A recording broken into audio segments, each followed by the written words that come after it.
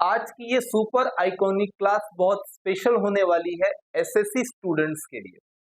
दरअसल ये एक सीरीज होगी जिसमें हम हर क्लास में ऐसे इडियम्स एंड फ्रेजेस को डिस्कस करेंगे जो कई बार लगातार एसएससी के एग्जामिनेशंस में पूछे जा चुके हैं। आप सभी स्टूडेंट्स इस बुक को तो जरूर पहचानते होंगे। एसएससी के एग्जामिनेशंस के लिए स्टूडेंट अक्सर इस बुक को प्रैक्टिस करते हैं।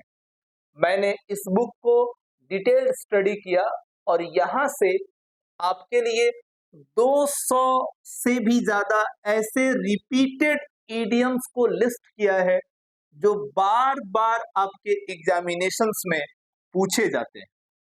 ऐसे इडियम्स को एसएससी स्पेशल सीरीज में मैं आपके बीच लेके आ रहा हूं, जिसमें फर्स्ट वर्ड है अ रेड लेटर डे। हम इसे 3 स्टेप में बांटेंगे। पहली तो हमारी इडियम्स एंड देन उसकी क्या हिंदी मीनिंग होती है, क्या इंग्लिश मीनिंग होती है। ये इंग्लिश मीनिंग हमें हमारे एमसीक्यूज करने में, ऑब्जेक्टिव क्वेश्चंस करने में हेल्प करेंगे एंड देन इसकी यूजेस, एग्जांपल्स भी हम इस सेशन में कंप्लीट करेंगे। बहुत खूबसूरत क्लास होगी। शायद मैंने ऐसी क्लास अपने यूट्यूब पे स्टार्ट नहीं की थी, बट अपने एसएससी एस्पिरेंट्स के लिए मैं ये क्लास कंटिन्यू कर रहा हूं। अ रेड लेटर डे, जिसकी हिंदी मीनिंग होती है महत्वपूर्ण दिन, कोई खास दिन। इंग्लिश में आप इसे कह सकते हैं a very special day, an important और सिग्निफिकेंट डे। अगर ऑब्जेक्टिव्स आते हैं तो ये ऑप्शंस हमारे करेक्ट ऑप्शंस माने जाएंगे। जब आप सेंटेंस में देखोगे तो इसे कुछ ऐसे यूज किया जाता है कि the day the business was launched was a true red letter day, यानी वो दिन, बिजनेस जिस दिन लॉन्च किया गया था वो सच में एक खास दिन था। 15th of August is a red letter day for India. 15 अगस्त भारत के लिए एक खास दिन है। तो रेड लेटर डे को आप भूलोगे नहीं। रेड लेटर डे का मतलब होता है इंपॉर्टेंट डे, सिग्निफिकेंट डे या वेरी स्पेशल डे। सेकंड है लिस्ट में हमारा फेस द म्यूजिक। जैसा ये वर्ड है इसकी मीनिंग बिल्कुल वैसी नहीं है। ये हमारा इडियम एसएससी के एग्जामिनेशंस में 4 से 5 बार पूछा जा चुका है। फेस द म्यूजिक का मतलब होता है परिणाम भुगतना, फटकार लगना या जिम्मेदारी लेना, अपने किए गए अपराध को स्वीकार करना, ब्लेम को एक्सेप्ट करना। ये फेस द म्यूजिक का ट्रू मीनिंग हुआ। जैसे आप कह सकते हैं, एक एग्जांपल से आप समझेंगे इसे, कि after failing the exam he new he had to face the music and tell his parents। Exam में फेल हो जाने के बाद उसे पता था कि उसे म्यूजिक को फेस करना होगा, जिम्मेदारी लेनी होगी, परिणाम भुगतना होगा और अपने माँ बाप से कहना होगा कि हम फेल हो चुके हैं। ये किसी भी स्टूडेंट के जीवन का सबसे खतरनाक पॉइंट होता है जब वो किसी एग्जाम में क्वालिफाई नहीं कर पाता और बड़ी शर्मिंदगी के साथ अपने पेरेंट्स को बताता है कि वो इस एग्जाम में फेल कर चुका है।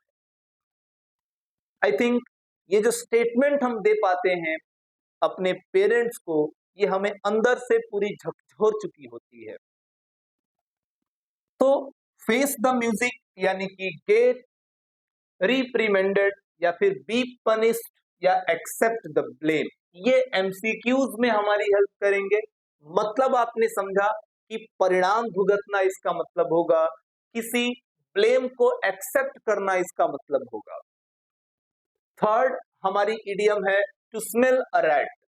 टू स्मेल अ रैट का मतलब दाल में कुछ काला लगना या किसी बात पर हमारा शक होना, कुछ गड़बड़ महसूस करना।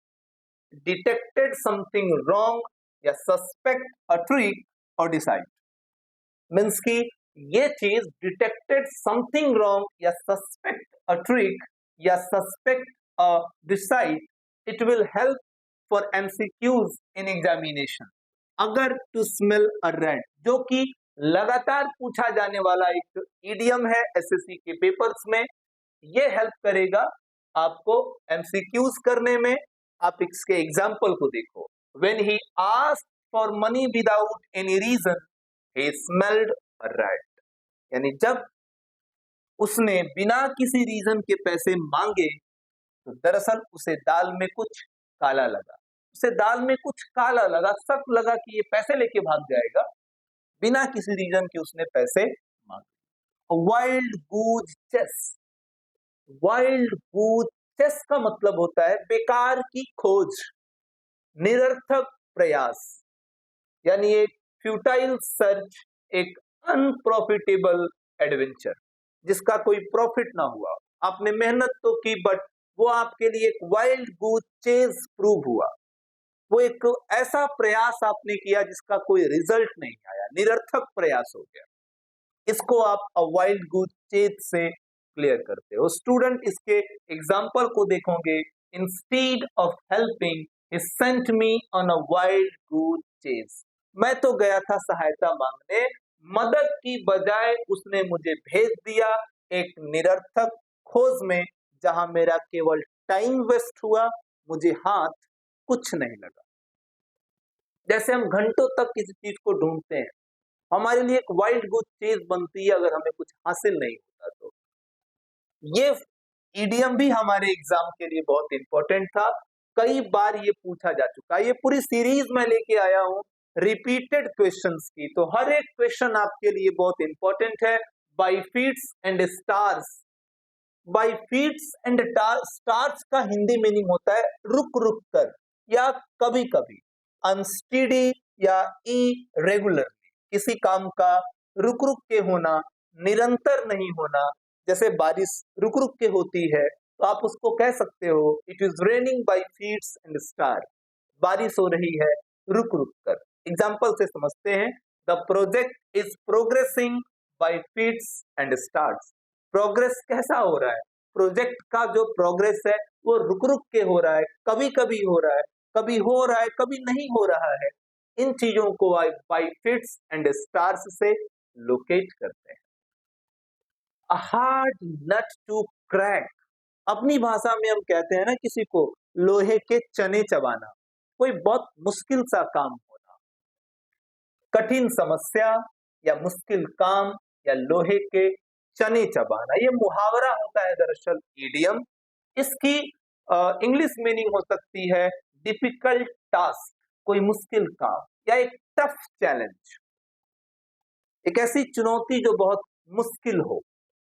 इसके लिए एग्जांपल्स देख सकते हैं। Understanding quantum physics can be a hard nut to crack for many students. बहुत सारे स्टूडेंट्स के लिए क्वांटम फिजिक्स को समझना लोहे के चने चबाने के बराबर हो सकता है। अब लोहे का चना चबा सकते हो आप? मुश्किल होगा, कठिन होगा, शायद इम्पॉसिबल होगा। वैसे ही कोई ऐसा टास्क आपके सामने आ जाए जिसको कर पाना बहुत मुश्किल है, तो उसे आप a hard nut to crack कहोगे। ब्लो वंस ओन ट्रम्प, ये तो आप जानते हैं, अपना ढोल खुद पीटना, अपनी बड़ाई खुद करना, अपने मुंह मिट्ठू मियां बनना, अपनी प्रशंसा खुद करना, इसका मतलब होता है। इंग्लिश मीनिंग हो सकता है इसका प्रेज वन सेल्फ या to boast about their achievements. Means don't be afraid to blow your own trumpet during job interview. कभी कभी अपना ढोल बजाना भी बहुत जरूरी हो जाता है। जब आप किसी जॉब की इंटरव्यू दे रहे होते हो तो वहां आपको बताना होता है कि एक्चुअली मेरे पास ये एबिलिटीज हैं, I can do this, I can do that, बताना पड़ता है। नेक्स्ट है by lips and bounds. By lips and bounds को आप कह सकते हो दिन दूनी रात चौगुनी तरीके से वृद्धि करना। बहुत रैपिड, बहुत फास्ट तरक्की किसी की होती है तो हम कहते हैं कि उसका दुकान तो दिन दूना रात चौगुना बढ़ रहा है, लगातार तरक्की में है बंदा। तो बहुत तेजी से दिन दूनी रात चौगुनी तरीके से अगर कोई डेवलपमेंट हो रहा है, कोई चीज हो रही है, तो उसे आप कहते हो बाय लिप्स एंड बाउंड्स। यानी कि वेरी क्विकली, या आप कह सकते हो उसे rapidly. So student, his health improved by leaps and bounds after the surgery. Surgery हो जाने के बाद उसका जो स्वास्थ्य है वो दिन दूना रात चौगुने तरीके से ठीक हो रहा है। इंप्रूवमेंट रेट जो है उसके स्वास्थ्य की बहुत अच्छी है। ओके, नेक्स्ट है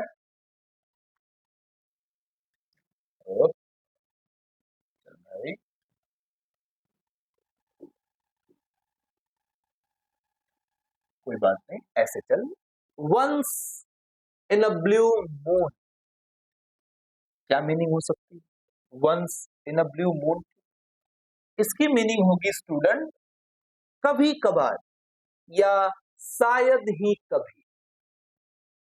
मीन्स रेयरली एंड इनफ्रीक्वेंटली। कोई चीज जो कभी कभार हो, शायद ही कभी हो, बड़ी मुश्किल से हो, उसको इसमें रखा जाता है। एग्जाम्पल्स आप देख सकते हैं कि my sister lives in United State, बहन तो मेरी अमेरिका में रहती है। So I only see her once in a blue moon, तो मैं उसे शायद ही कभी कभार मिल पाता हूं, मीटिंग्स नहीं हो पाती है। अ बोल्ट फ्रॉम द ब्लू, अजीब लगते हैं ये सब।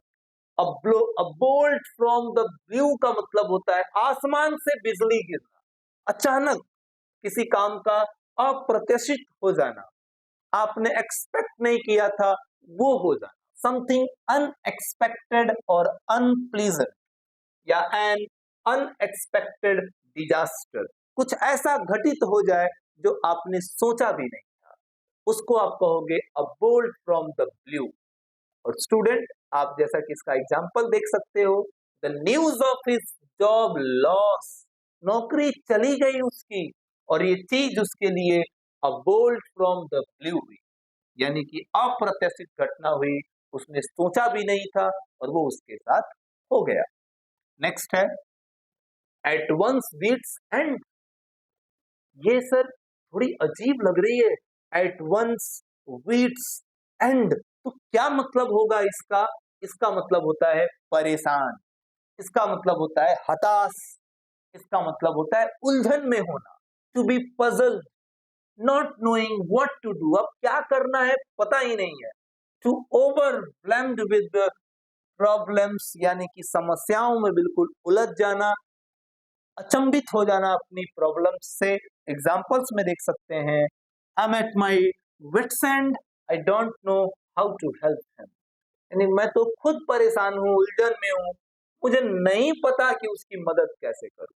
देखो, अगर किसी भी इडियम्स में यहाँ वंस दिया है तो एक्चुअली वहां पे आप किसी पजेसिव एडजेक्टिव जैसे कि माई, जैसे कि आवर, जैसे योर, या फिर हिज, या फिर हर, या फिर देयर यूज कर सकते हैं। ये वंस उसी के लिए है दरअसल।